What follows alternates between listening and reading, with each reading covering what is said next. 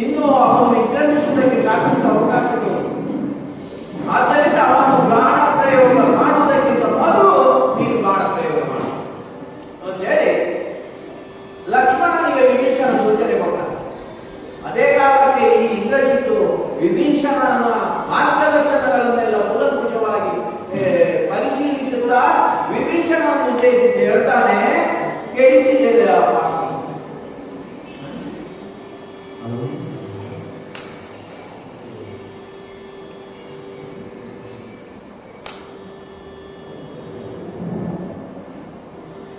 ಎಲ್ಲ ಪಾಪಿ ನೀನು ಕೇಳಿಸಿದ್ದೇನೆ.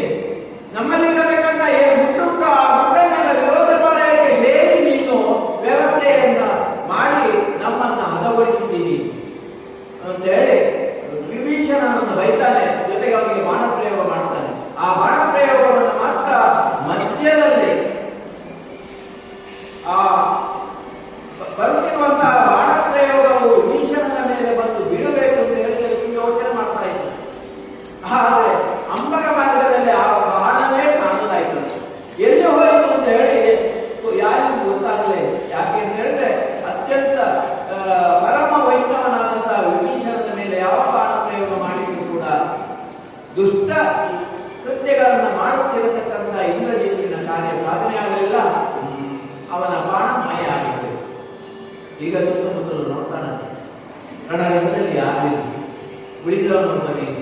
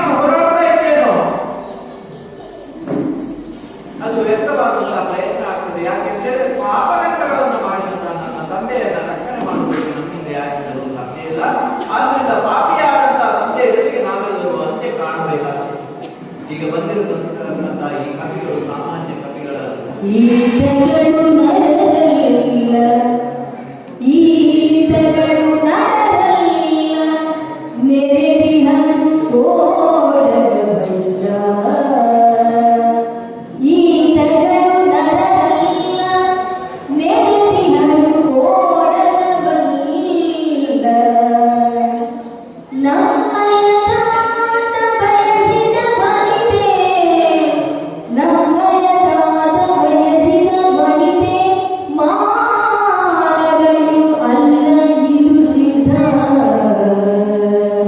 ನಂಬಯದಾದ ಬಯಸಿದವಂತೆ ಮಾನವಿಯೂ ಅಲ್ಲ ಇದು ಸಿದ್ಧ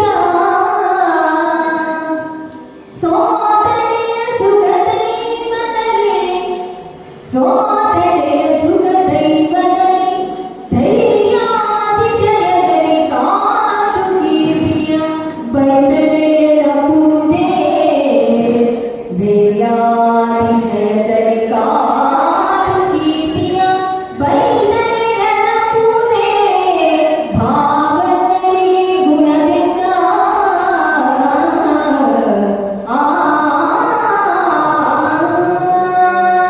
ಗೀತೆಗಳು ನರರಲ್ಲ, ರಾಮಲಕ್ಷ್ಮಣರು ಸಾಮಾನ್ಯ ಮನುಷ್ಯರಲ್ಲ, ಬಂದಿರತಕ್ಕಂಥವರು ಪ್ರಾಣ ಕೊಡಗುಗಳಲ್ಲ, ಇವರೆಲ್ಲ ಮಾಯಾವಿಗಳು.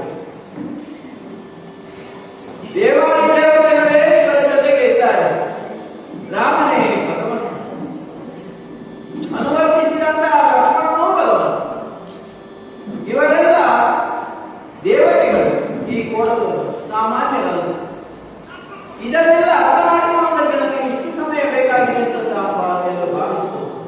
ಆದರೆ ನಾವು ಇದನ್ನೆಲ್ಲ ಊಹಿಸಿ ಆಗಿ ಈಗ ನಮ್ಮ ತಮ್ಮನ್ನು ಅವರಿಗೆ ಅರ್ಪಿಸುವುದು ಮಾತ್ರ ನಮಗೆ ಗೊತ್ತಿರತಕ್ಕಂಥ ಸತ್ತರೆ ವೀರ ಸ್ವರ್ಗವನ್ನು ಎನ್ನುವ ಸಾಧ್ಯ. ಜಯಲಕ್ಷ್ಮಿ ನಮ್ಮ ಪಾಲಿಗೆ ಒಲಿದ್ದಾರೆ, ಸ್ವರ್ಗ ನಮ್ಮ ಪಾಲಿನಂತ ಆಗ್ತದೆ ಕಾರಾಕಾರಿಯಾದಂಥ ಹೋರಾಟದಿಂದ ಅಂತ ಹೇಳುವಂತ ಒಂದು ನಿರ್ಣಾಯಕ ಸ್ಥಿತಿಗೆ ಇಂದ್ರಜಿತ್ ಬಂದಿದ್ದಾನೆ. ಅದೇ ಕಾಲಕ್ಕೆ ವಿಭೀಷಣ ಹೇಳ್ತಾನೆ, ಒಂದು ದಿವ್ಯಾಸ್ತ್ರವನ್ನು ನನ್ನ ಮೂಲಕ ಅವನ ಪ್ರಾಣವನ್ನು ತೆಗೆದು ಅಂತ ಹೇಳ್ತಾನೆ. ಲಕ್ಷ್ಮಣ ಗುರುಗಳಿಗೆ ಹೊಂದಿಸಿಕೊಂಡಿದ್ದಾನೆ, ರಾಮನನ್ನು ಮನಸ್ಸ ಜ್ಞಾನಿಸುತ್ತಾನೆ, ಹಿರಿಯರಾದಂಥ ಎಲ್ಲರನ್ನೂ ಕೂಡ ಮನಸ್ಸಿನಲ್ಲಿ ಸ್ಮರಿಸಿದ್ದಾನೆ. ಒಂದು ಅವೇಕ್ಯವಾದಂತಹ ಅಸ್ತ್ರವನ್ನು ತೆಗೆದು ಕರ್ಣಪರ್ಯಂತ ಎಳೆದು ನೆಲದಲ್ಲಿ ನಿಂತು ನೇರವಾಗಿ ಹಿಡಿದು ದೇವತೆಗಳನ್ನ ಬಾಣದಲ್ಲಿ ಆಹ್ವಾನ ಮಾಡಿ ನೇರವಾಗಿ ಇಂದ್ರಜಿತ್ ಅಬ್ಬರಿಸಿ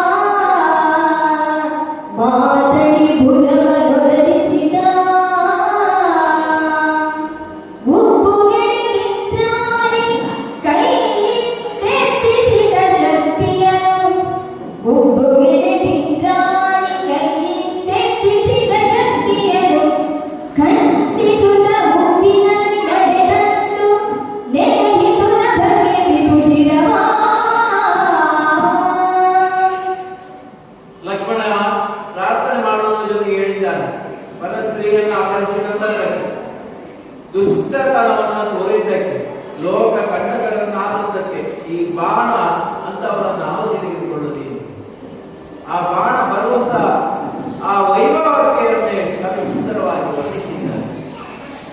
ಇಂದ್ರಜಿತ್ ಏನು ಮಾಡಲಿಕ್ಕೂ ಆಗಲಿ, ಬಾಣವನ್ನು ತಡೆಯಲಿಕ್ಕಾಗಲಿ, ಖಂಡಿಸಲಿಕ್ಕೂ ಆಗಲಿ, ನೇರವಾಗಿ ಅವನ ಕುತ್ತಿಗೆಯನ್ನೇ ಸೀಳಿ ಹೋಯ್ತಂತೆ. ಬಾಣ ಕುತ್ತಿಗೆಯನ್ನು ಹೊತ್ತುಕೊಂಡು ಹೋಗುವುದು ಹೇಳದೆ ವೀರ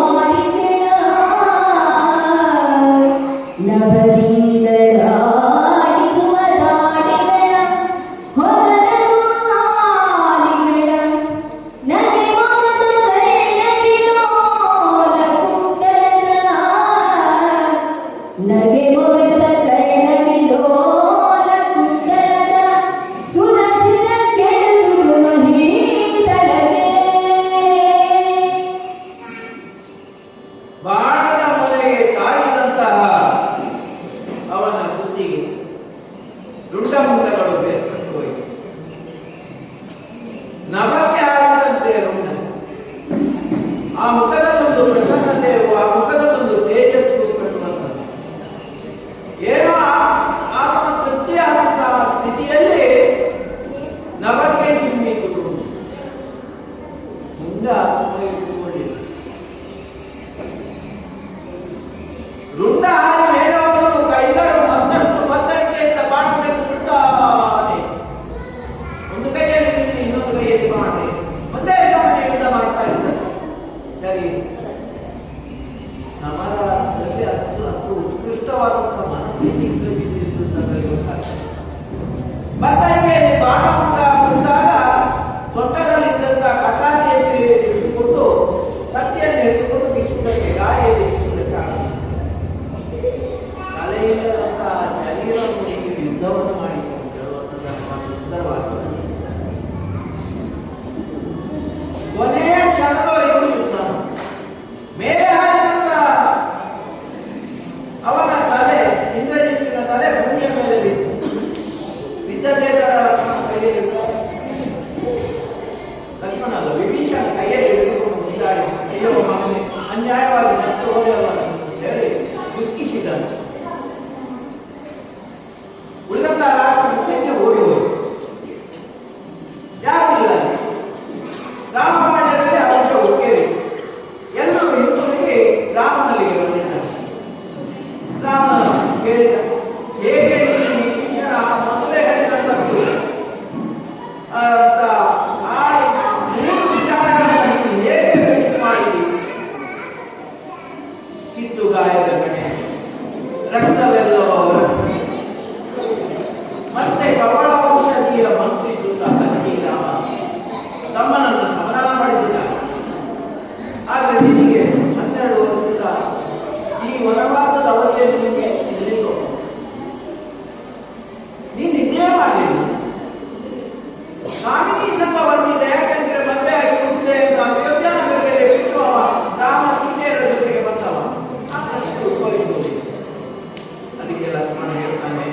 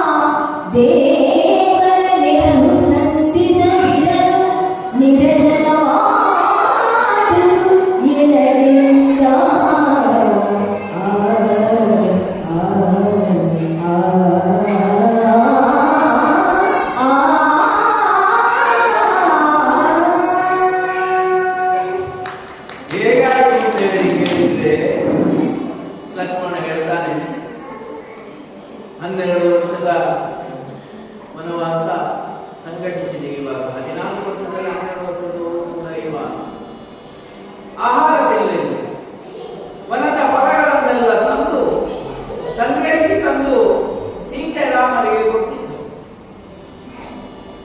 ಎಲ್ಲವನ್ನೂ ತಂದು ಅವರಿಗೆ ಕೊಟ್ಟಿದ್ದು. ಅವನು ತಿಂತಾ ಇದ್ದ. ಬಾವಿ ಒಳಗಿನ ಕಪ್ಪೆ ನೀರು ಕುಡಿದೋ ಇಲ್ವೋ ಅಂತ ಹೇಳಿ ಮತ್ತೆ ಕೇಳಲಿಕ್ಕೆ ಅವನು ಕೇಳುವುದಿಲ್ಲ. ನೀನು ತಿಂದಿಯಪ್ಪ ಅಂತ ಹೇಳಿ ಕೇಳುವುದಿಲ್ಲ. ಇವಾಗ ಕೇಳಿದ್ದು ಕೊಡುವುದೂ ಇಲ್ಲ. ಅವ ಅದರಿಂದ ಅನ್ನ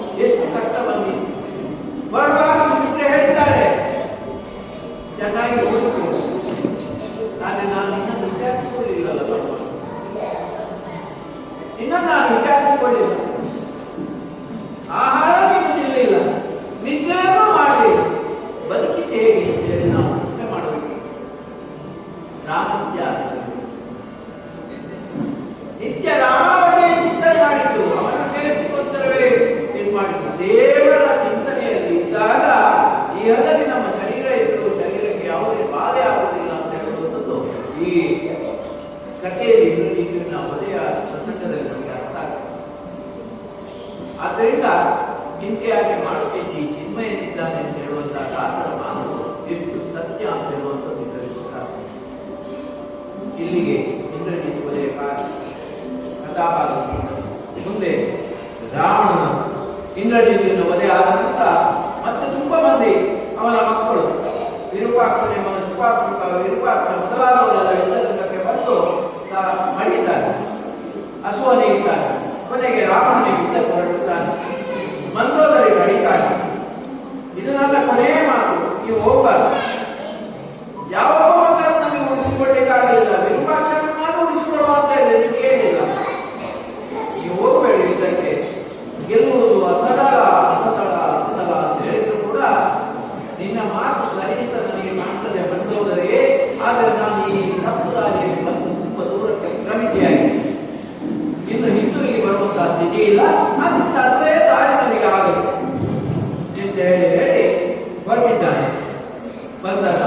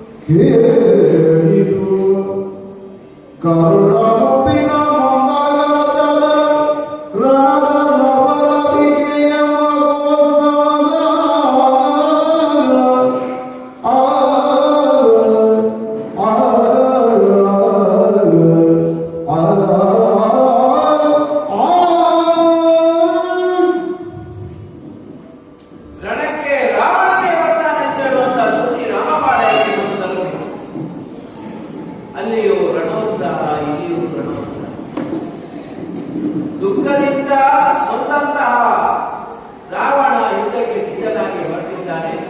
ರಾಮಪಾಳ್ಯದಲ್ಲಿ ಬಹಳಷ್ಟು ಸಂತೋಷ ಆಗಿದೆ. ಅಲ್ಲಿ ನಷ್ಟ ಆಗೋದಿಲ್ಲ, ಕಷ್ಟ ಮಾತ್ರ ಬಂದದ್ದು. ರಾವಣನ ಪಾಳ್ಯದಲ್ಲಿ ಸಾಕಷ್ಟು ನಷ್ಟಕಷ್ಟಗಳಾಗಿದೆ. ರಾಮನಿಗೆ ಬಹಳ ಸಂತೋಷ ಆಗಿದೆ. ಯುದ್ಧ ಬಹುಶಃ ಅಂತ್ಯದ ದಿನಗಳು ಸಮೀಪಿಸ್ತಾ ಇದೆ ಅಂತ ಹೇಳಿ ಯೋಚನೆ ಮಾಡಿ ಅದೇ ಕಾಲಕ್ಕೆ ಜಾಂಬವಂತ ಸುಗ್ರೀವಾದಿಗಳು ಕೂಡ ರಾವಣನಿಗೆ ಬಹುಪರಾಗವನ್ನು ಹೇಳ್ತಾರೆ, ನಿರೂಪಿಸ್ತಾರೆ. ರಾವಣನಿಗೆ ಬೃಹಸ್ಪತಿ ಆಚಾರ್ಯರು ಮತ್ತು ಜ್ಯೋತಿಷ್ಯರು ನುಡಿತಾರಂತೆ, ಸುಲಭ ವಿದ್ಯೆ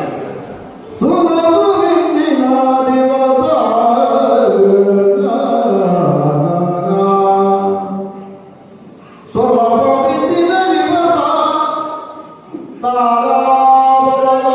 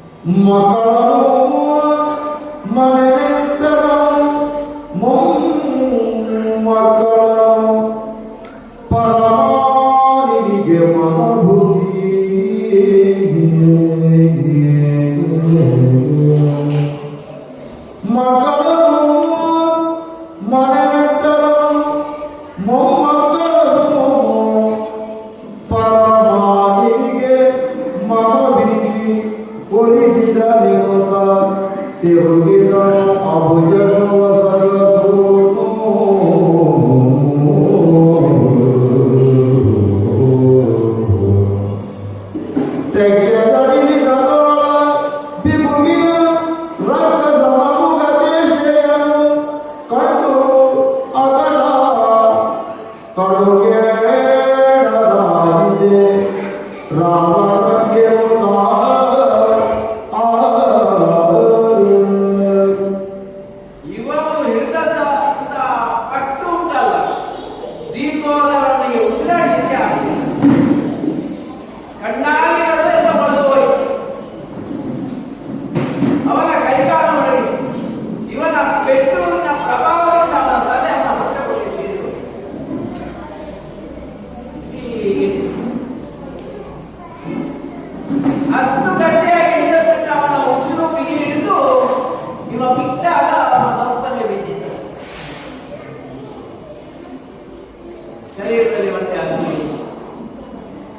ಅವನಿಗೆ ಜೀವ ಬಿಟ್ಟನು.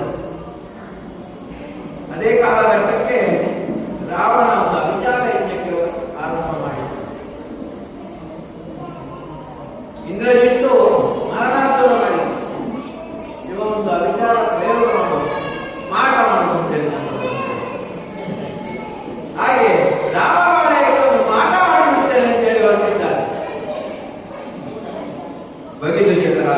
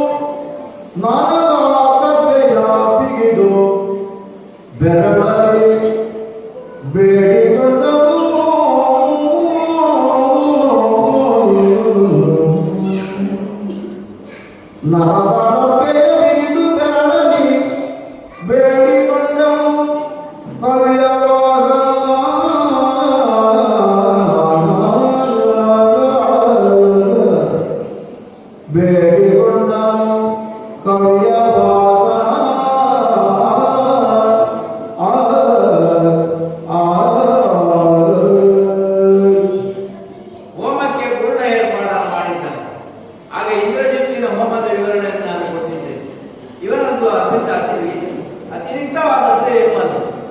ನಾನಾ ಪ್ರಾಣಿಗಳ ಚರ್ಮ ಮಾಂಸಗಳನ್ನೆಲ್ಲ ಹೋಮಕ್ಕೆ